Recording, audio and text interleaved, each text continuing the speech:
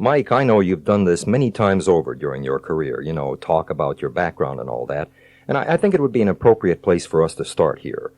Even though some of those listening have been fans of yours a long time and may know something about your life, there are always new people entering bodybuilding, and I'm sure they would like to know something of your past, anything you consider relevant or important. You're right, Dave, about people entering this field all the time. As a phone consultant, I receive calls from individuals literally every day who only recently picked up a barbell for the first time, and which augurs well for the future of this industry, by the way. These novitiates usually know little or nothing about mine or the sport's past, and since my life is so intimately bound up in bodybuilding, relating my past may teach them something about the recent and not so recent history of the sport. Dave, I was born on November 15th, 1951, in Germantown, a small town outside of Philadelphia. At the age of 2, my family moved to another small town in Pennsylvania, Ephrata, which was and is predominantly a farming community. My dad was the major influence during the first 12 years of my life. Although he wasn't intellectually oriented himself, he went to some lengths to inculcate in me the values of education and knowledge. When I did do well in school, for instance, he would reward me. There was one occasion when I received all A's on my report card, and he gave me a baseball mitt, and another one when he gave me a $20 bill. He started me out correctly, as now I am a proud and successful capitalist, except for the very beginning, the first day of kindergarten, when I locked my mother out of the house to prevent her from entering me into school at all. I did rather well. You locked your mother out of the house? Yes, Dave, I was a very shy child for a number of years. I spent much of my time alone at home, rather introverted, not accustomed to being around other children. So upon learning I had to go sit in a classroom all day with others my age, I rebelled. I'll never forget, as my mother walked out the door holding my hand to take me up the street to the first day of kindergarten, I all of a sudden bolted back inside and locked the door.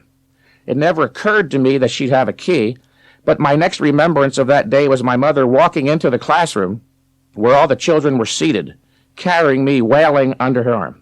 So your rebelliousness has a long history. My rebelliousness? What do you mean by that, Mr. Prokop? Well, I must say, Mike, a good part of your career seems to have revolved around questioning tradition, the establishment, and what so many merely blindly accept. Yes, Dave, that's true. In fact, the first ad I ever ran in 1977 to sell my books, I advertised myself in bold print as bodybuilding's foremost iconoclast. Iconoclast means literally image breaker. While every other top bodybuilder uncritically, unquestioningly accepted the Weider-Schwarzenegger dogma, which had and still has individuals training up to 4 hours a day, I, upon hearing the truth as told by one Arthur Jones, discarded that junk immediately, and I've never sacrificed my view of the truth. Yes, Dave, I was a rebel, am a rebel, and always will be, albeit no longer blindly rebellious, as I was often in my youth. No, not a blind rebel. I now consider myself a radical for the truth. And if my telling the truth makes certain people angry, that's their problem. The truth is everyone's ally, whether each recognizes it or not. And if the truth hurts anyone, that individual is at odds with reality and is philosophically, psychologically in a bad place. I decided some time ago that I am not on this earth to win a damn popularity contest. Let me note here again that my father was a major influence, Dave. It was from him that I learned something valuable about integrity early on. My father, Harry Mentzer, who is now deceased, was someone who always seemed to find it easy to stand up for what he believed in. He reveled in it at times, boasting about his integrity, which had a way of irritating those of a weak-willed ilk. I responded rather heartily to my father's pride and self-esteem, which in part is why I am a staunch individualist today. I can remember people in my youth referring to the Mentzers in a tone that inferred we were arrogant and conceited, but we weren't. We were merely proud of ourselves. Mike, what about training in those early years? In addition to emphasizing the importance of education, my father placed a very high premium on being physically able and strong. This resulted in a rigorously athletic first 10 years of my life, Dave. I had a reputation around my hometown. For wherever I went, I would run, jump to touch signs overhead and leap fences, literally all the time, especially jumping fences. There were times when I would jump fences seemingly almost all day long, looking for ever higher ones to challenge my ability, and I never missed, believe it or not. I had a remarkable leaping ability. I also swam very well, especially the freestyle, in which event I beat the best fellow on the community swim team after receiving a special invitation to try out. I gave up swimming almost immediately, however, as they had us swim so many laps in practice I simply couldn't believe it. I truly was overwhelmed by the amount of work they expected. In looking back, I see that the coaches were grossly overtraining their athletes, as most trainers and coaches do today, all operating on the overly simplistic, childlike notion that more is better. I also did well in track and field, football, gymnastics, and baseball, but as soon as I discovered weight training at the age of 11, I gave up all other sports straight away. My early interest in weights extended beyond bodybuilding to Olympic lifting and powerlifting. My hometown, including the entire state of Pennsylvania, was influenced highly by the fact that the father of American weightlifting, Bob Huffman, operated out of York, which is only 30 miles from Ephrata. As a young teenager, a friend of my father's, Johnny Myers, who was a powerlifter, would take me on frequent visits to Muscletown, as York was called, to watch the nation's and world's best Olympic lifters, powerlifters, and bodybuilders train.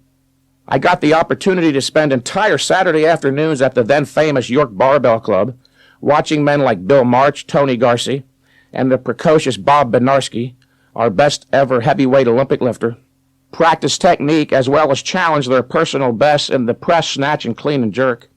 Also, Terry Todd and Ernie Puckett, the first official champs in organized powerlifting, train on the bench press, squat, and deadlift. This had an enormous impact on me as I took up these lifts, the press, snatch, clean, and jerk, bench press, squat, and deadlift early on. In fact, they were the foundation of my training, and by the time I was 15 years of age, I pressed around 250 pounds, squatted 500 pounds for 2 reps on a free bar. By the way, I also got to see and talk to John Grimmick on a number of occasions. It was Huffman and Grimmick, you may recall, who launched Muscular Development magazine, which was and is my favorite, and now is the only one I write for exclusively, but is published by Steve Bleckman out of Ronkonkoma, New York, who recently changed the format to All Natural and is now called All Natural Muscular Development. In the beginning, Dave, I trained as the manual which accompanied the barbell set my parents gave me as a Christmas present directed, 3 times a week with about 10 exercises or sets per workout. It wasn't until I became a Muscle Magazine fanatic that I gave up a reasonably sane approach and started training 6 days a week for up to 3 hours per session. And as I wasn't making progress doing that, I assumed I'd have to train 4 hours a day, but wasn't sure at that point it was worth it. As I was working 12-hour shifts in the Air Force, working a part-time job, trying to spend as much time as possible with my girlfriend, the thought of training 4 hours a day wasn't very appealing. Just as I was about to forsake my dream of ever becoming a bodybuilding champion, I met Casey Viator, who introduced me to Arthur Jones, who introduced me to high-intensity training theory. During a 1-hour phone call, Mr. Jones disabused me of the notion that I was an expert on the subject merely because I had memorized all of the top champs' routines out of muscle magazines. Well, Mike, tell us more about Arthur Jones. Yes, an interesting subject for me. He possesses an unmitigated passion for the mind, especially mathematical exactitude, the likes of which I haven't seen since, Dave. The first time he and I spoke, it was on the phone, but not a conversation, rather a lecture, and with a capital L. After a very terse, almost abrupt introduction, he launched into an impassioned disquisition on the subject of the fundamentals of anaerobic exercise physiology. I was stunned, not just about what he said, which was brilliant, but more so how he said it. Something like Dr. Leonard Peikoff's description of his first meeting with Ayn Rand in her living room while he was only 17 years of age. This man, Arthur Jones, was willing to spend considerable time explaining to a complete stranger, in the clearest, most objectively precise manner, the essence of anaerobic exercise science. Dave, it seemed like the fate of the entire world hinged on his summoning every scintilla of cognitive energy, wringing every bit of intellectual clarity possible from himself. And the reason he did it, in addition to enjoying the experience of achieving that level of intellectual precision, was because I was sincere, an intelligent yet ignorant and sincere 20-year-old.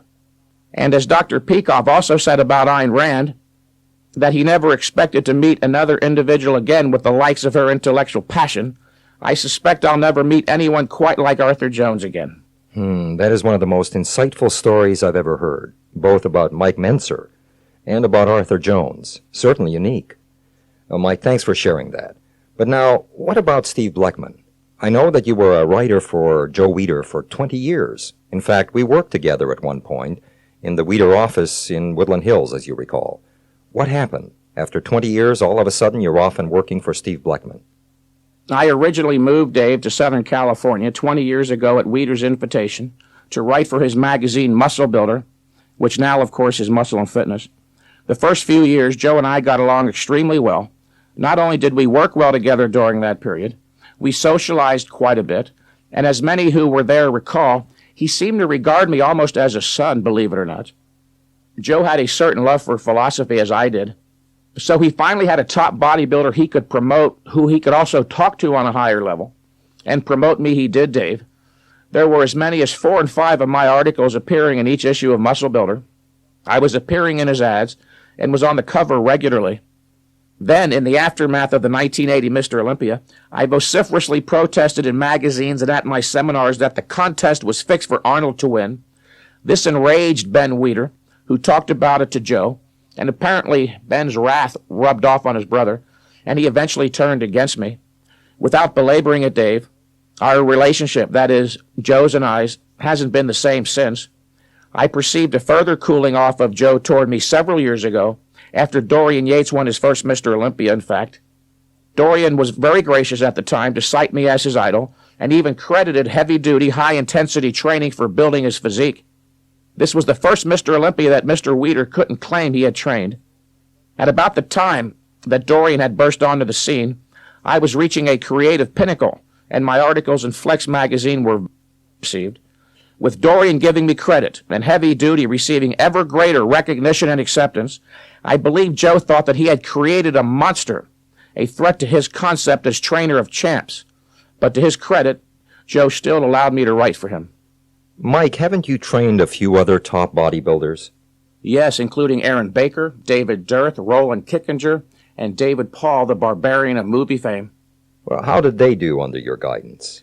Extremely well, in fact, Dave. I got Aaron Baker interested after that first WBF contest, where he appeared in the worst condition of his life, having lost 25 pounds of muscle due to chronic, gross overtraining. He was following something called the Bulgarian system, which had him training for up to 1 hour 3 times a day. Very disheartened, he approached me one day and I explained the heavy-duty system. He signed up immediately, and within 6 weeks had regained all the muscle he'd lost plus some, going to an all-time high muscular body weight of 254 pounds, I believe it was. Aaron made progress, Dave, literally every workout for months and months, which aroused the very intense interest of his good friend David Dirth. David embraced heavy duty even more than Aaron, as he loved to train hard, whereas Aaron didn't. David made the best progress of his life, as this was when he put on considerable muscle mass and finally lost the image he had as the scrawny pro. David Paul was perhaps my favorite client ever, as he trained harder than anyone I've ever seen, including myself. David pushed every set so hard, one had the distinct impression he didn't care, literally, if he had pulverized his bones. He approached me a while back, complaining he hadn't gained any strength or muscle in 5 years while training for 2 hours a day, 6 days a week, sometimes twice a day. I kidded him, saying, "David, it took you 5 years to figure out something was wrong," which is a good point to reiterate for the listener, a point I discussed on tape 1. If your current program hasn't been yielding results for weeks or months, it's not going to start working magically next week. Cease immediately, take a 2 or 3 week layoff, and then resume training with high intensity.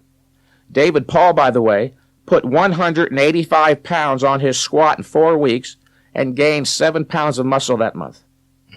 That's wonderful progress. And what about Dorian Yates? Dorian is almost a teratological case, Dave, an ultra-gargantuan physique who, like Victor Richards, is so imposing that when he walks into Gold's Gym in Venice, the other bodybuilders, even advanced ones, grit their teeth. They simply can't believe that anyone can attain that much sheer muscle mass. The first time I trained Dorian was in 1992. I ran into him at Gold's Gym. where he told me he was not satisfied with his progress. He had allowed the number of sets he was performing for each body part to creep up to 6. Although he was reluctant to accept my conclusion that he was overtraining, he did allow me to supervise his bicep workout that day. The bicep workout consisted of 1 set of Nautilus curls carried to a point of momentary muscular failure, whereupon I helped him into the contracted position and had him hold it there statically for roughly 15 seconds before lowering under strict control. Dorian didn't say much other than he liked the way it felt, and with that left the gym. Thinking the matter was closed, I was surprised to see Dorian the next morning at Gold's eagerly seeking me out. "Mike," he said, "I wouldn't be here talking to you right now, but I swear I woke up this morning and my biceps were bigger from that 1 set yesterday."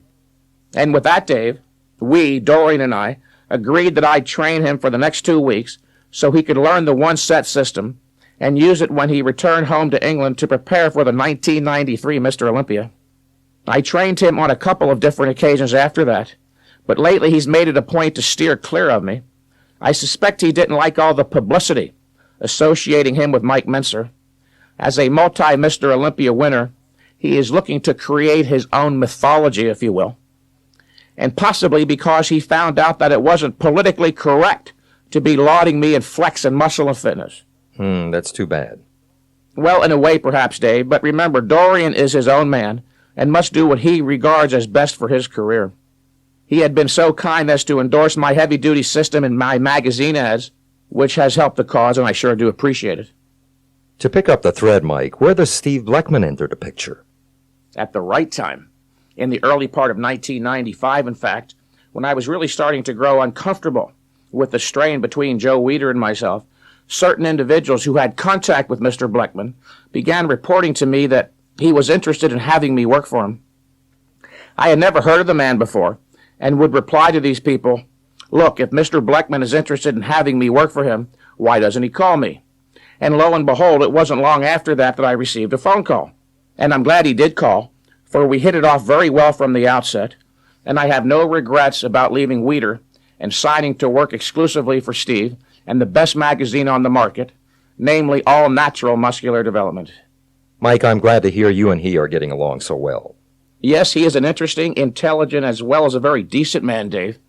During the first few of those phone calls last year, we each recognized our strong mutuality of values.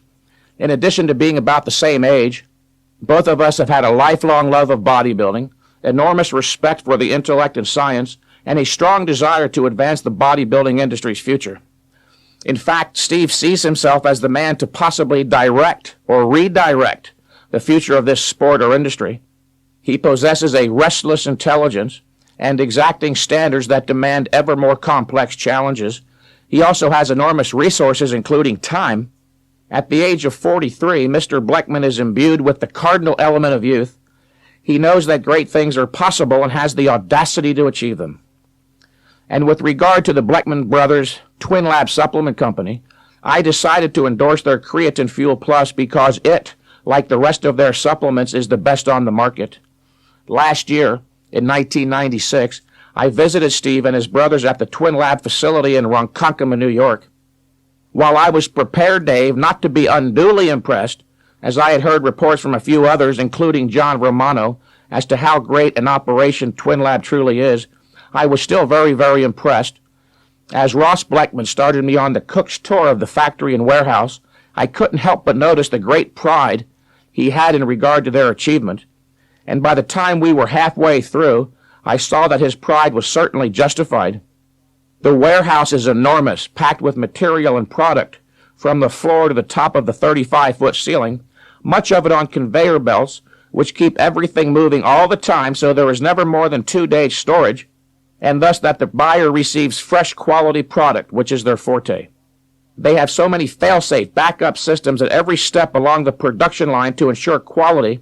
With Twin Lab, you can be certain you're getting what you pay for, as opposed to others in the bodybuilding supplement industry who farm out their products to be produced by others. I see you've been endorsing Twin Lab's Creatine Fuel Plus. Now, Mike, do you really use it? Not only do I actually use it, Dave, I practically live on it at times. As busy as I am, there are periods when I don't have time for formal sit-down meals, especially breakfast and lunch, so I drink Creatine Fuel Plus along with Twin Labs egg fuel mixed in non-fat milk periodically through the day, but always have a normal dinner. More recently, I added Twin Labs Sport Fuel multivitamin mineral supplement for the powerful antioxidant properties which help prevent muscle catabolism during high-intensity training, and I've never felt better. Mike, there was an interesting comment in one of your recent articles in All Natural Muscular Development.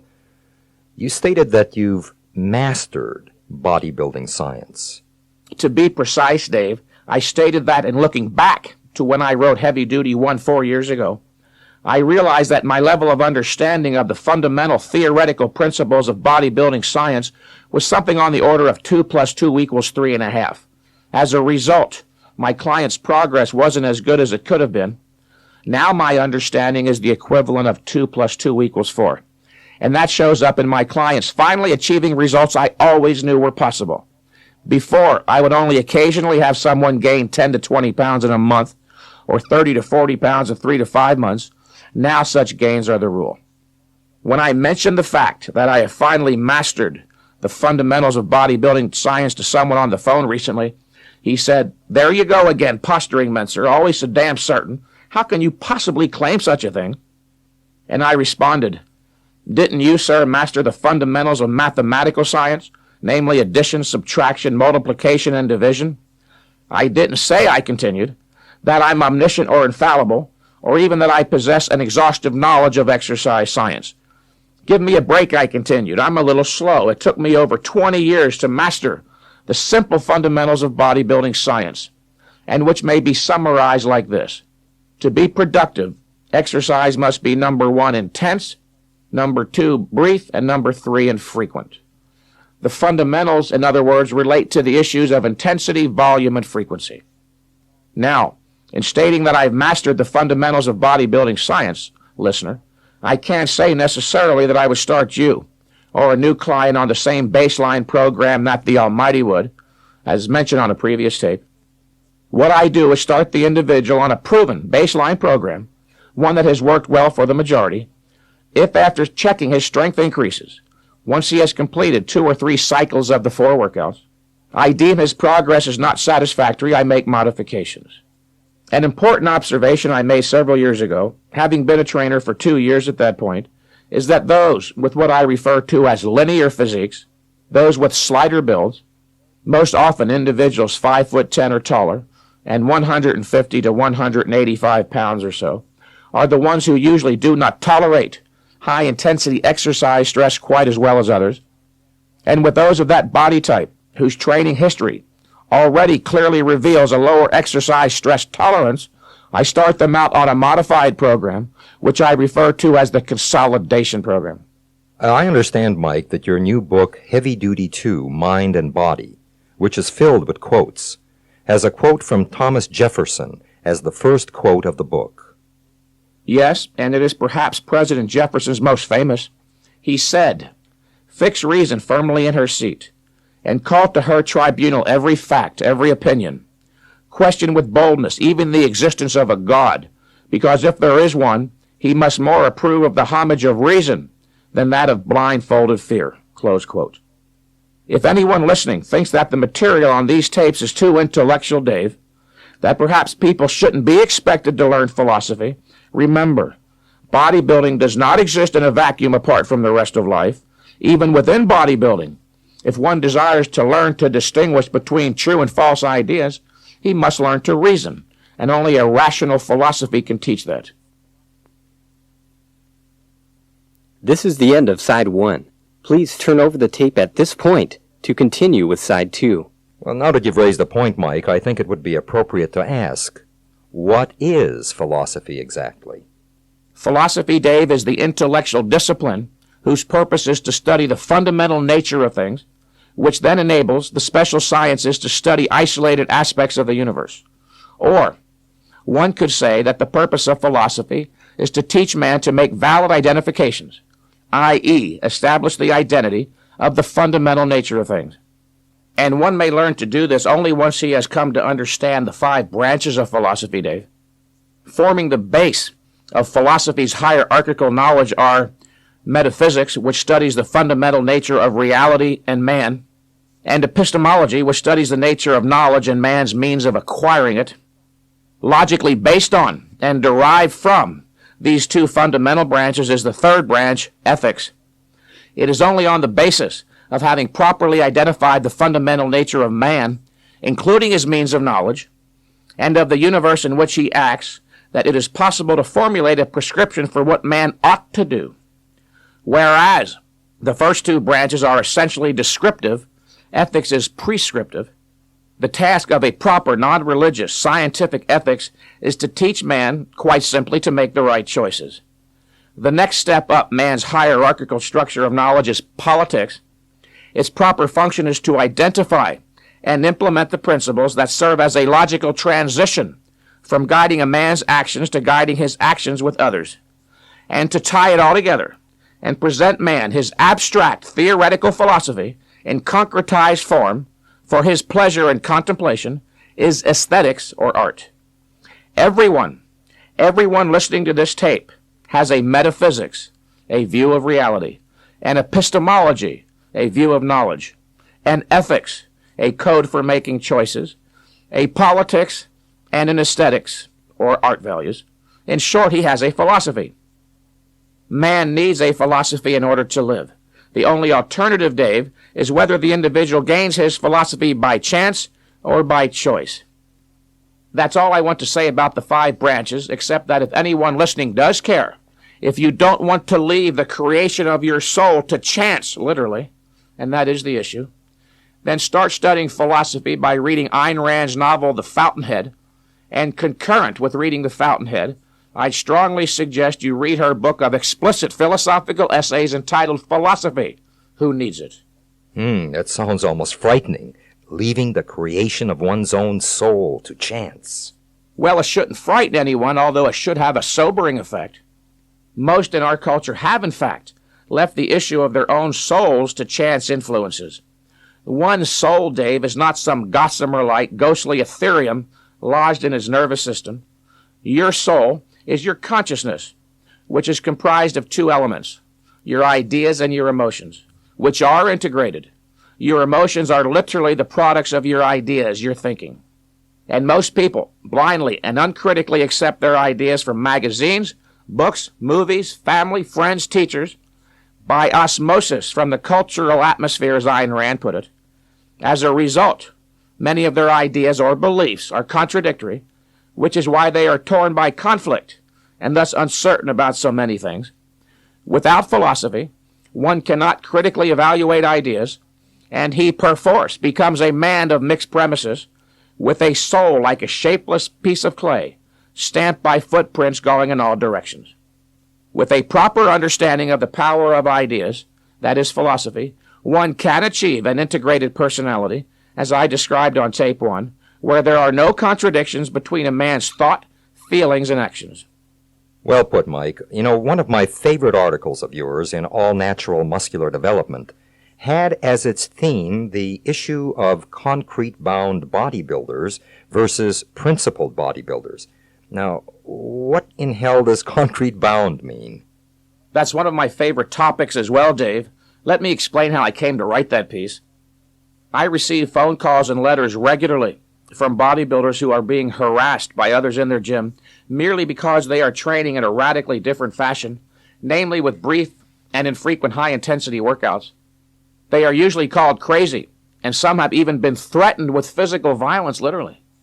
Dave, there are essentially 2 types of people in the world, those for whom the mind and knowledge matter enormously, who volitionally choose to work conscientiously and achieve cognitive precision and wide-scale factual integration. Then there are the others, the mentally passive, who decided that the effort required to gain a philosophic, scientific, that is, principled understanding of reality, including their own inner life, wasn't worth the effort. And the mentally passive are the ones who have a penchant for calling my clients crazy or even threatening them with violence. Philosophically, these are referred to as concrete-bound mentalities. They are limited to dealing with the first level of abstraction. That is, concepts that refer to directly perceivable or concrete objects such as chair, table, gym, weights, biceps, etc. When confronted with higher-level abstractions, those not referring to what is directly perceived, such as the concept's theory or principle, they shrink away bewildered. You see, Dave, gaining a thorough, first-hand understanding of higher concepts requires extensive mental effort, of the sort that these individuals have spent most of their lives actively evading. Hence, upon encountering that better type of individual, the one who heartily embraced the effort and responsibility of rational thought and critical judgment, the self-arrested, concrete-bound person feels threatened even to the point where he'll use violence. These are the ones who leave the creation of their souls to chance, as I was discussing previously. Which brings to mind one of my favorite statements from all of literature, and it is from Victor Hugo in his novel Les Miserables. Listen carefully, Dave, and I quote, "They were of those dwarfish natures, which if perchance heated by some sullen fire, easily become monstrous. There are souls, which crab-like, crawl continually towards darkness, going back in life rather than advancing in it, using what experience they have to increase their deformity, growing worse without ceasing, and becoming steeped more and more thoroughly in an intensifying wickedness." Close quote. The point here is that either one continues to gain knowledge and progress morally, or he does not, and goes backward. There is no such thing, Dave, as standing still in human life, or stagnating. Either you move forward or backward. Yes, I'm sure we have all heard something to that effect earlier in our life. Yes, and it is an important concept for bodybuilders who desire to mature properly to consider. While the degree one can train to stimulate the growth of larger muscles, of course, is strictly limited, there is no limit to how much knowledge one can integrate, as human knowledge is an open-ended hierarchy. A philosophically motivated individual has the capacity to gain knowledge, to develop intellectually from his first moment of cognizant awareness to his last dying breath. Mike, just to switch gears here for a moment, I understand that one of your recent articles in Muscular Development angered a number of people. I believe it was your report on the Night of the Champions contest. Yes, it did, Dave. It did anger some people. So far, 3 different individuals have contacted me in protest of what I said about them in that article. One of those 3 threatened me physically, a severely self-arrested, concrete-bound individual. As I was leaving Gold's Gym after my own workout, this particular person confronted me, screaming maniacally. Then he started pushing me, saying that I attacked him personally in that article, and that he wanted to go outside and beat me up. I told him that if he touched me one more time, I'd make sure he would spend some time in jail, and that it was a free country, so I could write anything I chose short of libel. By then, the employees from behind the front desk were there to pull him off me, at which point he was still railing on, something to the effect that I was a horrible writer anyway, and that he'd get me back somehow. In fact, I said nothing about his moral worth or person in that article, Dave. I merely reported that he wasn't in his best condition for this contest or his last one. Imagine how such an individual might act in a real crisis situation when he has so little self-control in one where there is no real threat. He is in dire need of the type of mind training that a philosophy of reason provides. The day after that incident, I was again leaving the gym when Flex Wheeler piped up, "So, you think I don't know how to train, huh?" Amongst the many glowing things I had written about Flex's physique in that article, I also wrote that neither he nor Ron Coleman had the slightest clue as how to properly direct their training effort. I walked over to Flex and said, "No, Flex, you really don't know how to train. If I could train you for 6 months, you'd beat Dorian Yates." And that was that, Dave, a more civilized encounter, if you will. Now, Mike, we don't have much time remaining, and I wanted to ask you some questions I have about heavy duty. For instance, why do you have your clients train so infrequently on a split routine? Isn't it true that if one trains different body parts each workout, he can train more frequently, since the non-worked body part is afforded rest on the day he is working other body parts? This is a very common belief, but it simply is not true. You are failing to recognize, Dave, that exercise, in addition to having a localized effect on the given muscle being worked, also has a systemic effect. That is, it affects the rest of the physical system. Localized muscle recovery actually is completed fairly quickly, with systemic recovery taking up to 4 days or longer in some cases. Haven't you had a heavy leg workout, say on a Friday, Dave, then intentionally rested all weekend thinking you'd be fully recovered? But instead, you woke up on Monday still generally fatigued? See what I mean? Yes, indeed, and I've had that experience, and you're right. Now, I see the distinction now very clearly between localized recovery and systemic recovery. Now, my next question has to do with your new ad for Heavy Duty 2 in All Natural Muscular Development, wherein you claim it is possible for an individual to actualize his muscular potential in 1 year. That doesn't seem possible. Those who know nothing about the scientific principles of high-intensity, anaerobic exercise stress physiology not only would think that actualizing one's muscular potential in a year would be impossible, they actually wouldn't know where to begin in projecting how long the actualization of their muscular potential might take. Those utilizing the blind, non-theoretical volume approach to training are continuously fretting as to whether they'll ever achieve their goal of bigger muscles or not, because they know nothing, literally nothing about the nature of the training stress required to stimulate growth, or that the volume and frequency of weight training exercise must be cautiously regulated. I made the point on one of the other tapes, Dave, that when in possession of a truly valid theory, and beyond that, and just as important, one is making the proper, practical application of the theoretical principles, progress, no matter what the field of endeavor, should be nothing short of spectacular all the time. Remember, the purpose of theoretical knowledge is to serve as a guide for successful human action. Mike, I don't ever recall seeing you address the issue of steroid use as it relates to heavy-duty training in any of your articles. With the trend away from steroids, I would think that there would be a stampede toward high-intensity training.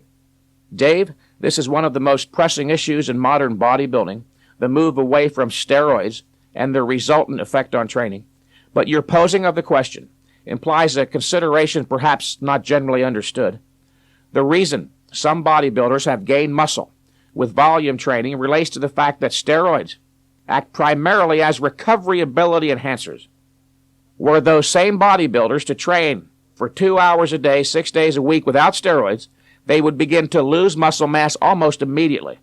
Heavy-duty, high-intensity training is tailor-made for the non-steroid natural bodybuilder because of the painstaking precaution to properly regulate the volume and frequency of exercise to prevent overtraining.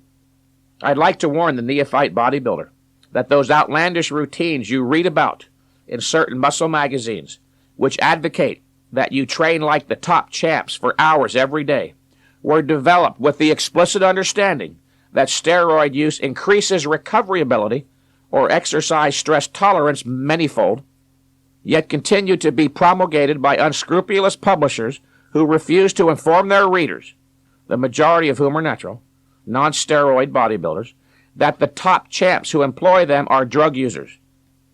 And with steroid use becoming a thing of the past, Steve Bleckman, All Natural Muscular Development magazine, and Twin Lab have picked up the gauntlet by investing in research and product development, which leads the way in providing nutritional supplements that serve as the proper, healthy way to augment muscular development. Those insane marathon workouts do not, cannot, will not yield any results for those with a normal complement of hormones. They don't even work, for Christ's sakes.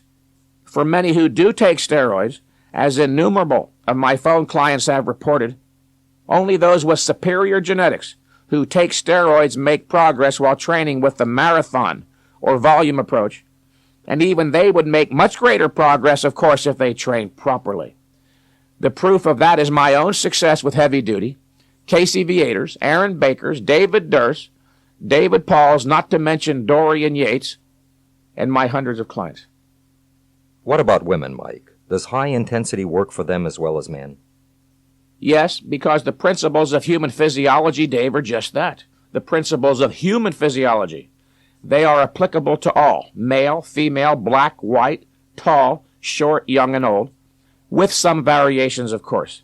And the primary difference between male-female physiology is the sexual reproductive system. Within the context of lesser testosterone endowment, therefore, it can be inferred that women don't tolerate exercise stress as well as men, though not always. I have worked with naturally mesomorphic women who gain better than some men.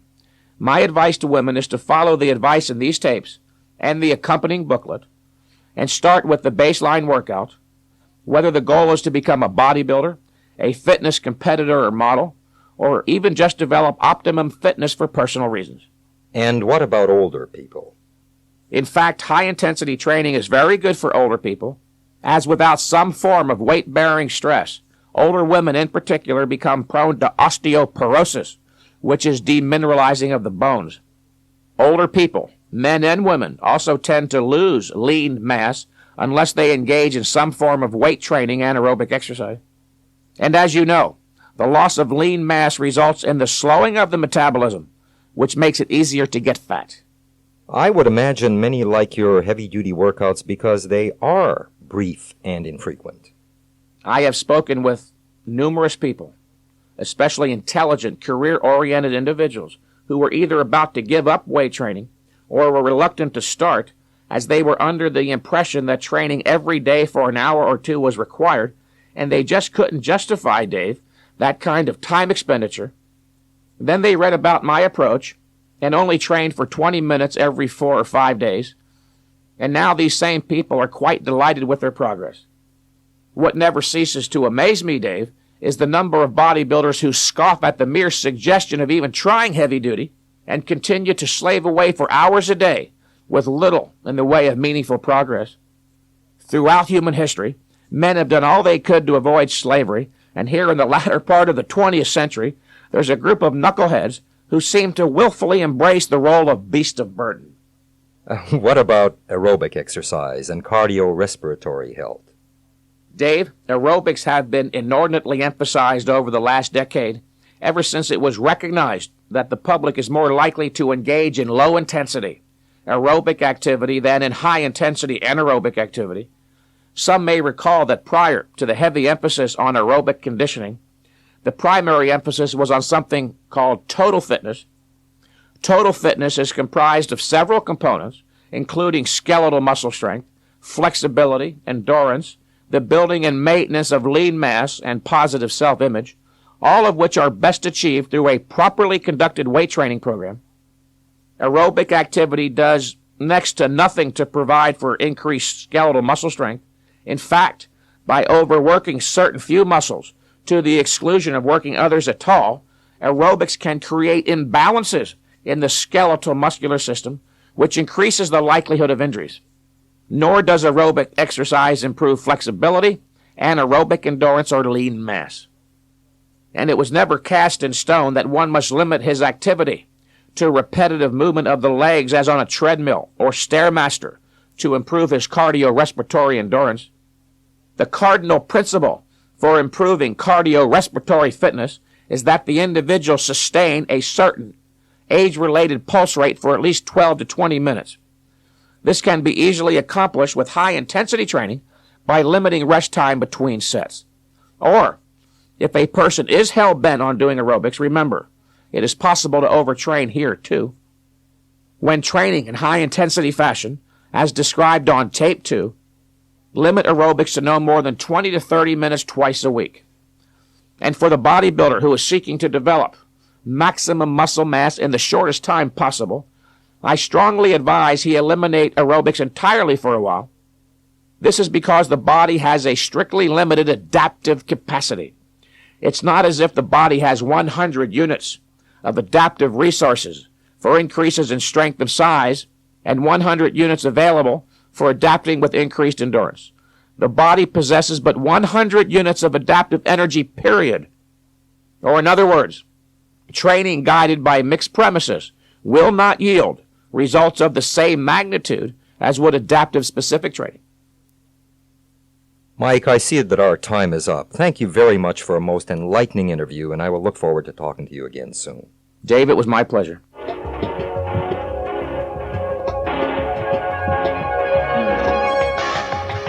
The editors of All Natural Muscular Development are pleased to have been able to bring you these highly informative lectures by Mike Mentzer, who writes exclusively for their magazine.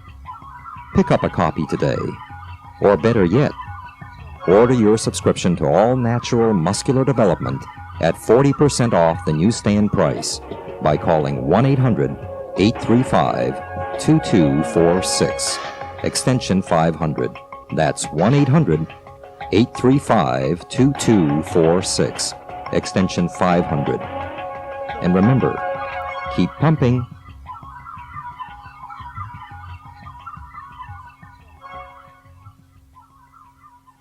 Mike, I know you've done this many times over during your career, talk about your background and all that, and I think it would be an appropriate place for us to start here. Even though some of those listening have been fans of yours a long time and may know something about your life, there are always new people entering bodybuilding, and I'm sure they would like to know something of your past, anything you consider relevant or important. You're right, Dave, about people entering this field all the time. As a phone consultant, I receive calls from individuals literally every day who only recently picked up a barbell for the first time, and which augurs well for the future of this industry, by the way. These novitiates usually know little or nothing about mine or the sport's past, and since my life is so intimately bound up in bodybuilding, relating my past may teach them something about the recent and not so recent history of the sport. Dave, I was born on November 15, 1951, in Germantown, a small town outside of Philadelphia. At the age of 2, my family moved to another small town in Pennsylvania, Ephrata, which was and is predominantly a farming community. My dad was the major influence during the first 12 years of my life. Although he wasn't intellectually oriented himself, he went to some lengths to inculcate in me the values of education and knowledge. When I did do well in school, for instance, he would reward me. There was one occasion when I received all A's on my report card, and he gave me a baseball mitt